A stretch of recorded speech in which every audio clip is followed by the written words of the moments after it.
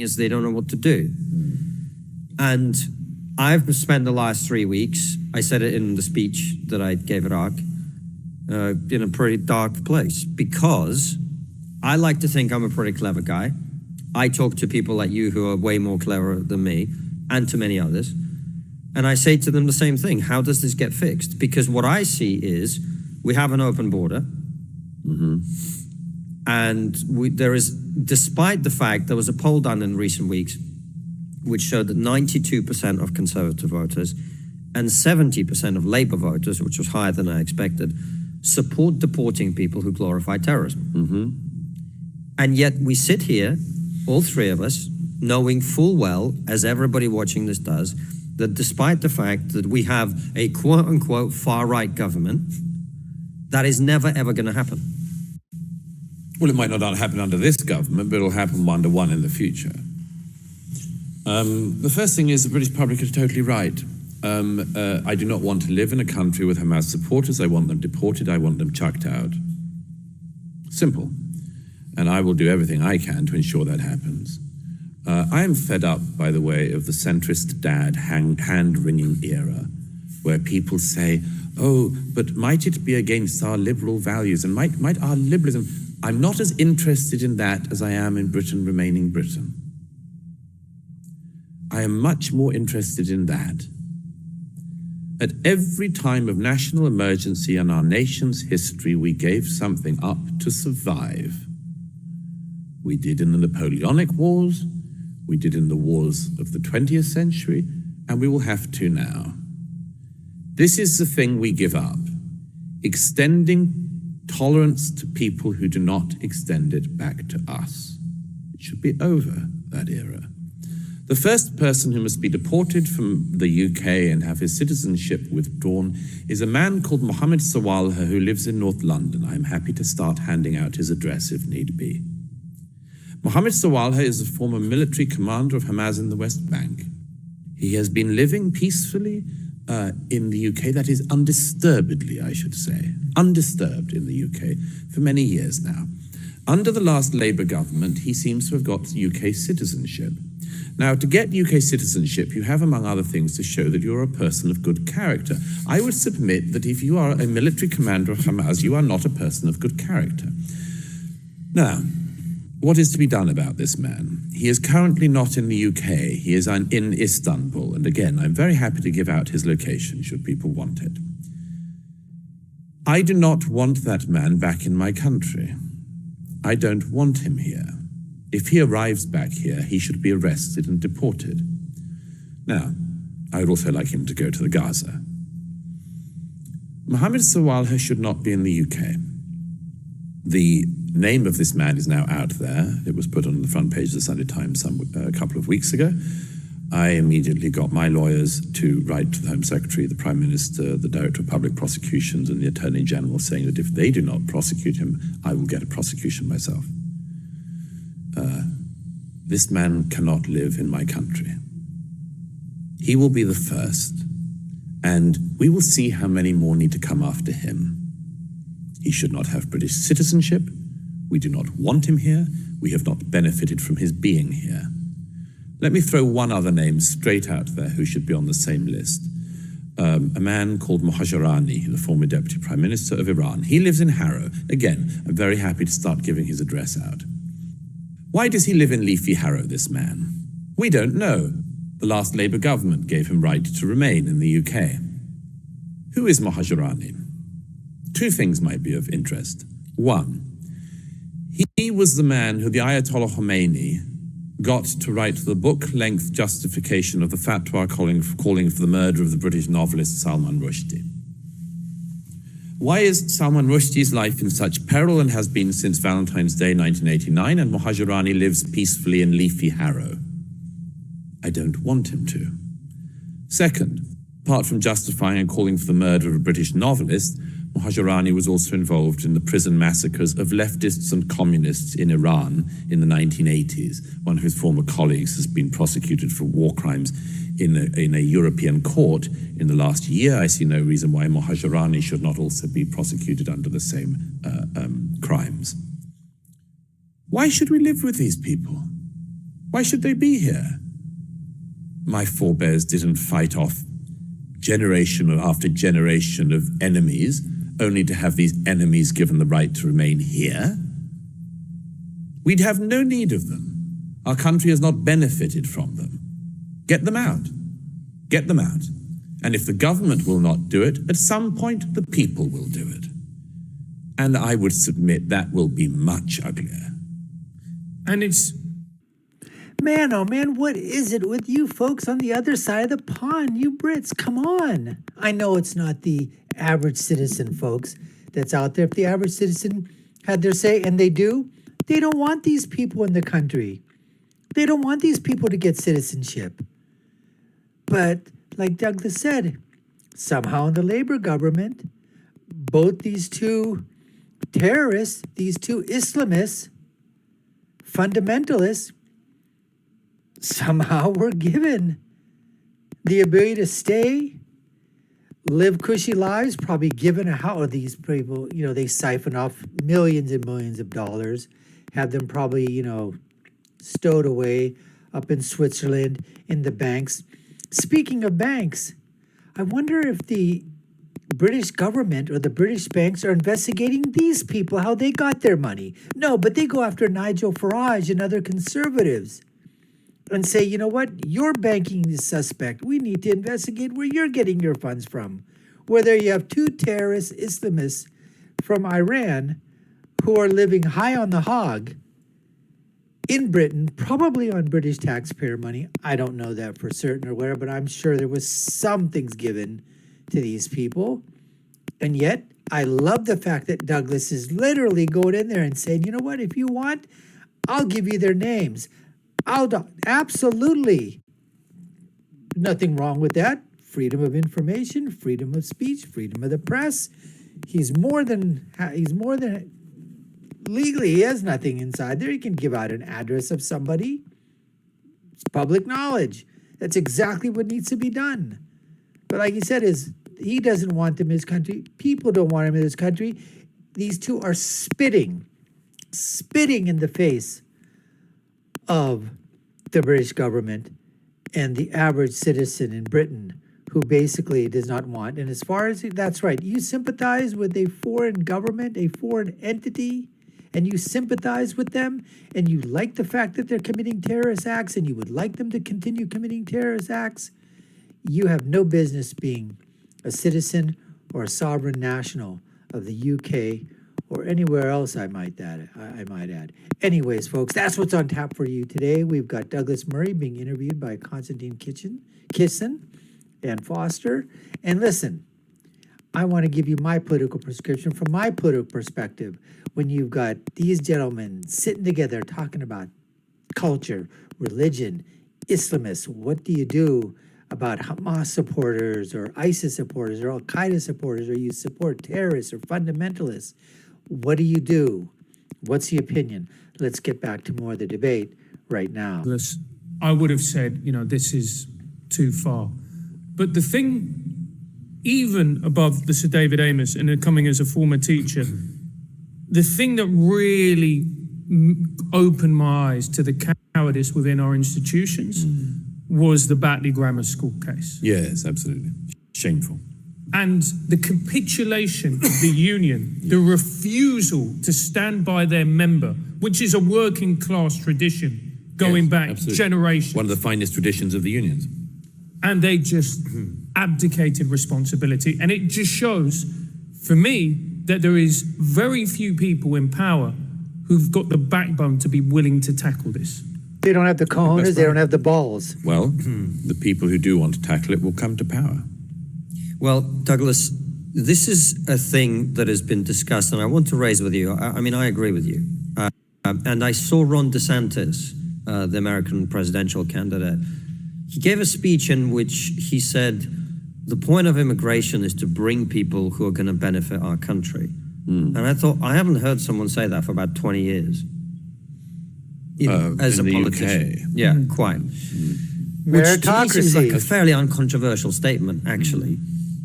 But the argument that I see going around online, I mean, these people specifically that you're talking about, I think few would argue about. But Oh, I bet they would. Anyway, well, if they don't argue about it, why not do it? quite. And I want to come back to that as well. But the one Douglas, thing I man. see is particularly American commentators say, well, look, the right in particular has been banging on about free speech endlessly. And then you have these people go out on a protest and suddenly everyone's saying they should be deported. What do you say to those people? First of all, not everyone's saying they should be deported. A small number of us are. Yeah, I have some friends on the sort of libertarian right, as it were, as well as people on the left who say, but you're such a free speech activist. How could you deny the rights of free speech to people who simply want to stand outside synagogues taunting Jews for the murder of their fellow Jews? Well, this is not a practice of free speech. This is not an interesting test case of free speech. It's very straightforward. Throughout our history, as I mentioned earlier, we have repeatedly been willing to say that certain things trump our most cherished values, and the main one is our ability to survive. I would say that at the moment we are at a very important point, not least with policing in the UK. The protests that have taken place in recent weeks, and the protests that have already been announced for the weeks ahead, have been a great test for the Metropolitan Police and other police forces across the UK. And it is a test that they have failed monumentally. Now, I know the policing decision they've made. So true. Part of the policing decision, clearly, is that they will observe the crowd and they will see if anyone breaks the law. And if they do break the law, they may get a visit at some point later from the police and they may be arrested. This happened in the 2000s with Anjem Chowdhury and the group members of Al-Mujahirun. It was a very similar thing. There was once actually an occasion when Al-Mujahirun came for me personally in the streets of London, and I was amazed that the British police didn't do more to protect me or, well, anyway. And it turned out that they were doing the same thing, which is they hang back in order to arrest people later. Cowardice, Well, cowardice, here's the problem with cowardice. that. The world only sees the crime being committed. The world does not see the follow-up. The world is very interested in watching the streets of London at the moment and are horrified by what they see. They do not see the tiny number of arrests that the Metropolitan Police has been willing to actually carry out of people who are supporting Hamas on our streets. And not only that, by the way, Douglas, we saw a couple of years ago people who drove down from Blackburn, quite far away from London, to go into Jewish areas and through megaphones shout, rape Jewish women, kill Jewish women.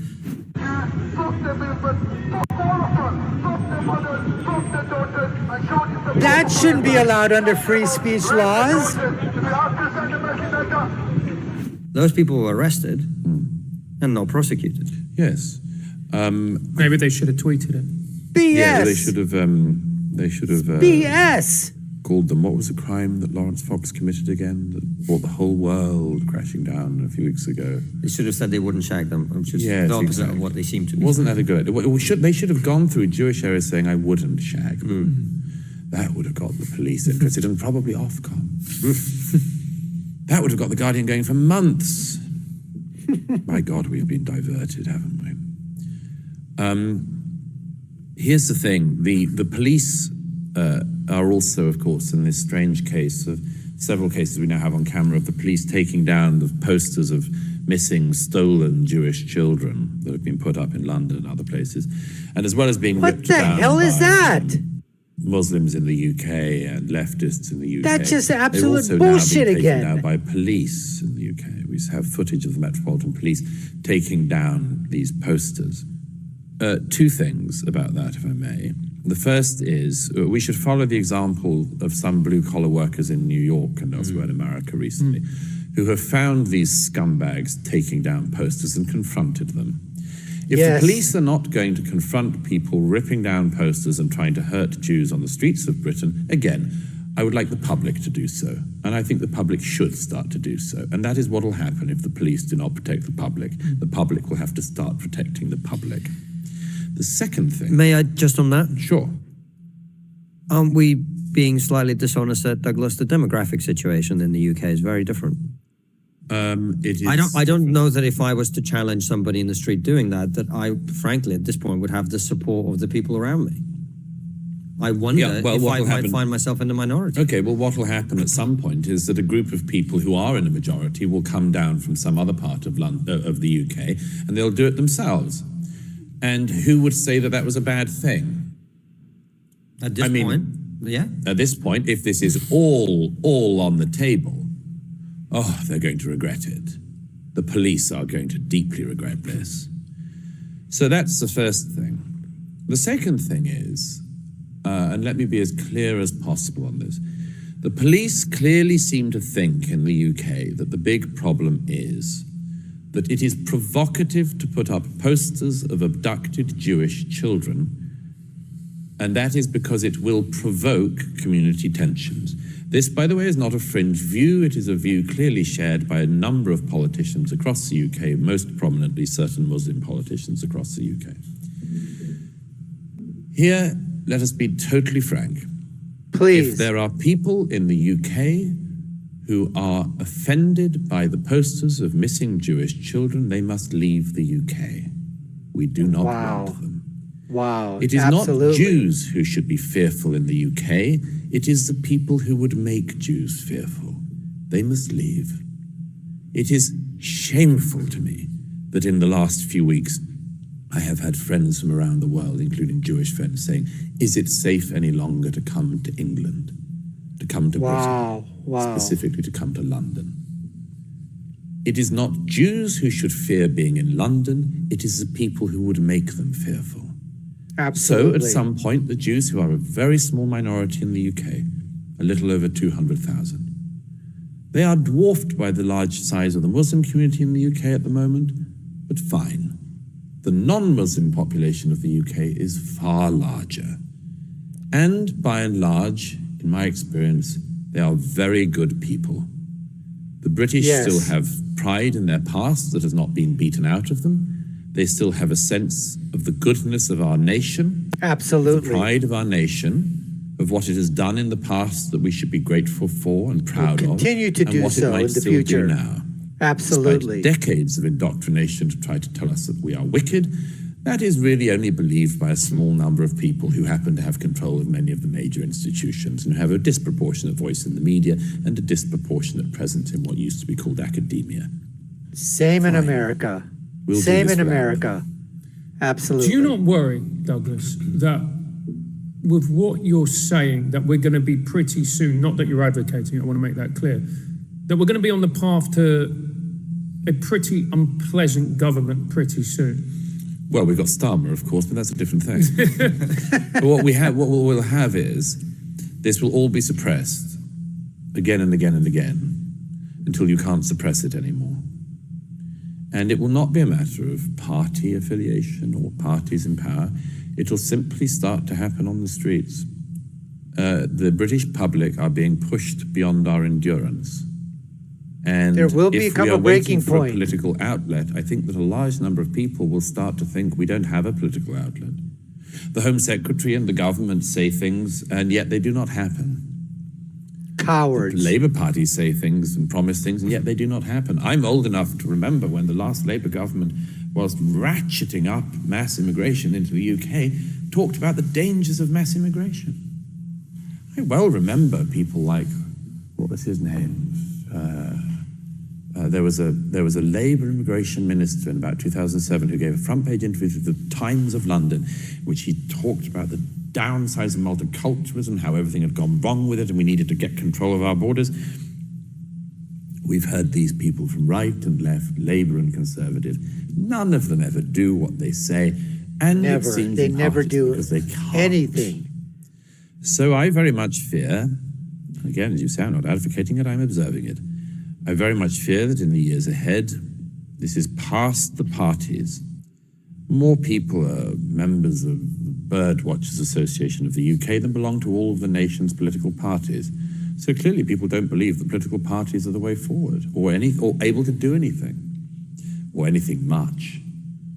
So we'll see what's happened. But you know, the public didn't get us here. I was asked by a senior member of the BBC shortly after the atrocities of 2017 what I thought had gone wrong and why the BBC and others were now incapable of speaking to the general public and were missing the general public. And I remember this person They've gone said to me, left. "What should we do, Douglas?" And I said, "It's a bit late now, Yep. isn't it?" So I true. said, "I feel when you ask me this and expect my answer, It's like the New York somebody crimes. who's been pushed deliberately into a swimming pool in their full clothing and then asked why they're wet. I didn't want to be here. I didn't want my nation to be here. But we've been pushed here. We'll see what we do." Douglas, I want to ask you about the role of the BBC and the media more generally, but we'll continue this conversation on locals. We'll do about 40 minutes or so on that because we've done almost an hour here. So follow us over there. So Douglas, painting a picture there that's, I don't know, I look at it and think that's kind of a sort of grim-like, meaning that if the police are not going to step in, the public will. The public will do the job of the police. I mean, you're going to have groups that are coming up. I mean, isn't that sort of, what happened with the birth of the EDL? That's just, but it's just so unfortunate that the levers of power that are supposed to protect the public, that is the number one thing that these institutions are supposed to do. Protect the general public from harm. And yet, they're siding with the people that are either doing the violence, perpetrating the violence, or calling for the perpetration of violence or the incitement of violence. But yet the police have no problem going to someone's house, knocking on the door or breaking in and basically saying that you were online on Twitter or on Facebook or Instagram or Snapchat or whatever the hell social media crap, version, modality you were on, and you said that someone was an idiot, fat, wasn't a man, wasn't a woman, you misgendered somebody, and we need to arrest your what. And then you appear in court, you pay a fine, you're found guilty of calling somebody fat, or calling a man a woman, or a woman a man, or saying that a man can't be a woman and a woman can't be a man, or you don't want to use pronouns, or called somebody a wrong pronoun, or somebody just made some lie up about you, but the court took it as truth. Community service, sometimes you go to freaking jail. Mostly people, probably the common man, the common woman. And that's what happens in the United Kingdom. And people wonder what the hell's going on. That's what happens here, folks. It's what we call country class versus country club class. People say there's two different levels of, of punishment, two different levels of justice in America. It's like the Hillary Clintons and the establishment and the elites and then the regular people, that if we had done a tenth of what those people did, we'd be handcuffed behind our backs, perp walked out of our homes at the point of guns, SWAT team, 20, 30 people there with rifles and machine guns pointed at your kids and your wife and your and anybody else that are family members there. And you taken out of your home in the middle of the morning, all because, you had the audacity to say something wrong against somebody in power. But somebody in power says the same thing and nothing happens to them. No, they get called to come on a show, MSLSD or one of the Alphabet or the Google networks. Two-tier form of justice. I think there's more than two-tier form of justice that happens in the United States and obviously in Britain. The haves and the have-nots. And this happens on both sides of the aisle. Labor, conservative over across the pond. You conservative and Democrats and Republicans over here on this side of the Atlantic. It's unfortunate. It's unfortunate, but that's what happens. If you've got money, if you've got the power, you might be able to escape the wrath of justice because the scales don't balance equally. They're heavily weighted on the elite, the establishment class, what we call the country club class. What do we say all the time?